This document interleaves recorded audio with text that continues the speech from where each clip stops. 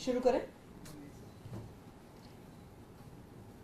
आज एक बार फिर भारतीय जनता पार्टी ने अपनी तानाशाही का सबूत देश के सामने रख दिया है।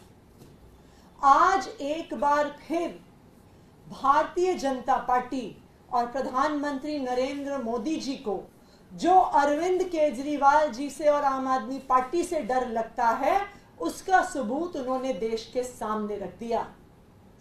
सबसे पहले भारतीय जनता पार्टी शासित केंद्र सरकार ने एक फर्जी मुकदमे में दिल्ली के मुख्यमंत्री अरविंद केजरीवाल जी को लोकसभा चुनाव की घोषणा के बाद गिरफ्तार कर लिया।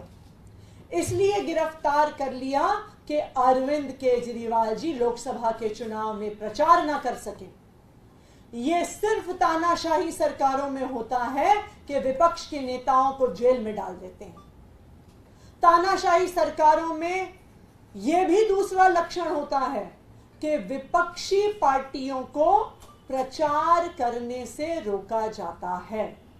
और आज यही हुआ है। भारतीय जनता पार्टी के एक और राजनीतिक हथियार इलेक्शन कमीशन ऑफ इंडिया ने अपने इस पत्र के माध्यम से आम आदमी पार्टी के कैंपेन सॉन्ग पर रोक लगा दी है। यह भारत के इतिहास में पहली बार हुआ होगा कि किसी पार्टी के कैंपेन सॉन्ग पर इलेक्शन कमीशन ऑफ इंडिया ने रोक लगाई होगी। वो इलेक्शन कमीशन ऑफ इंडिया जिसको भारतीय जनता पार्टी की जो रोज आचार संहिता की धज्जियां उड़ाई जाती हैं उनके द्वारा वो नहीं दिखती हैं, लेकिन आम आदमी पार्टी के नेता सांस तक ले लेते हैं तो उनको ऐसे नोटिस आ जाते हैं। जब भारतीय जनता पार्टी ईडी और सीबीआई का प्रयोग करके आचार संहिता के दौरान विपक्ष के नेताओं को जेल में डालती है, उस पर इलेक्शन कमीशन ऑफ इंडिया को कोई आपत्ति नहीं है। लेकिन जब आम आदमी पार्टी उसको गाने में लिख देती है, उस पर इलेक्शन कमीशन ऑफ इंडिया को बहुत आपत्ति है। वो कहते हैं कि जेल का जवाब वोट से देंगे, ये रूलिंग पार्टी को और एजेंसीज को बहुत पुअर लाइट में दिखाता है। आप सीबीआई के हेड को नहीं बदलेंगे, आप ईडी के डायरेक्टर को चुनाव के दौरान नहीं बदलेंगे, आप इनकम टैक्स के डायरेक्टर को, अध्यक्ष को चुनाव के दौरान नहीं बदलेंगे, उनके विपक्ष पर हमले को नहीं रोकेंगे। लेकिन अगर कोई प्रचार में कह दे कि झूठी गिरफ्तारियां हो रही हैं, तो ईसीआई को उससे ऑब्जेक्शन है। जब भारतीय जनता पार्टी की वॉशिंग मशीन चलती है, जब भारतीय जनता पार्टी में एक एक करके जो विपक्ष के नेता जाते हैं, उनके ईडी के, सीबीआई के, इकोनॉमिक ऑफेंसेस विंग के, एंटी करप्शन ब्यूरो के केस बंद हो जाते हैं, उसमें इलेक्शन कमीशन ऑफ इंडिया को कोई आपत्ति नहीं है। लेकिन अगर उसके बारे में कैंपेन सॉन्ग में जिक्र हो जाता है तो उस पर इलेक्शन कमीशन ऑफ इंडिया आपत्ति जताता है, कहता है कि ये बात तो अपने कैंपेन में, प्रचार में इस्तेमाल करना गलत है। तो भारतीय जनता पार्टी तानाशाही करे वो सही है, उस तानाशाही के बारे में कोई प्रचार करे वो गलत है। और सबसे मजेदार बात, आम आदमी पार्टी का कैंपेन सॉन्ग जेल का जवाब वोट से देंगे, उस पूरे गाने में कहीं पर भी भारतीय जनता पार्टी का नाम नहीं है। लेकिन इलेक्शन कमीशन ऑफ इंडिया कहता है कि अगर आप तानाशाही की बात करते हैं, this is a criticism of the ruling party. यानी इलेक्शन कमीशन ऑफ इंडिया खुद मानता है कि भारतीय जनता पार्टी इस देश में तानाशाही चला रही है। तानाशाही के किसी भी विरोध को वो भारतीय जनता पार्टी का विरोध मान रहे हैं। तानाशाही की किसी भी बात को वो प्रधानमंत्री नरेंद्र मोदी जी की बात मान रहे हैं। क्योंकि उनको भी पता है कि आज भारतीय जनता पार्टी पूरी तरह एक तानाशाही के लक्षण दिखा रही है।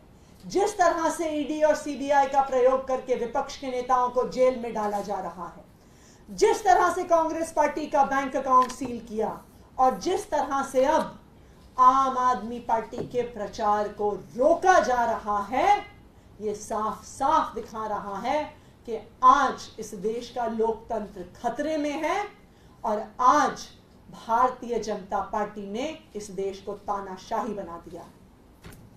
मैं इलेक्शन कमीशन ऑफ इंडिया को यह याद दिलाना चाहूंगी, मैं इलेक्शन कमीशन ऑफ इंडिया के तीनों सदस्यों को यह याद दिलाना चाहूंगी कि आप लोग टीएन शेषन जैसे इलेक्शन कमिश्नर्स के उत्तराधिकारी हैं।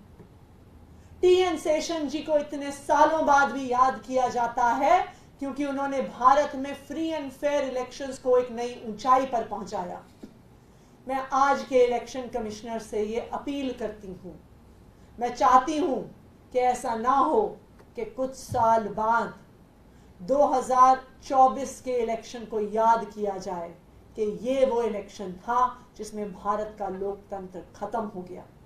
ये वो इलेक्शन था जिसमें election commission of India neutral नहीं रही।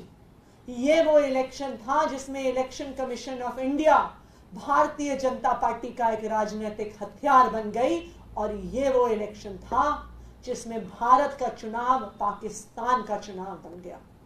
तो मैं इलेक्शन कमीशन ऑफ इंडिया से ये अपील करूंगी कि जो भारतीय जनता पार्टी रोज आचार संहिता की धज्जियां उड़ा रही हैं, उस पर भी ध्यान दीजिए और विपक्ष का प्रचार रोकने का जो आप काम कर रहे हैं उस काम को बंद कीजिए।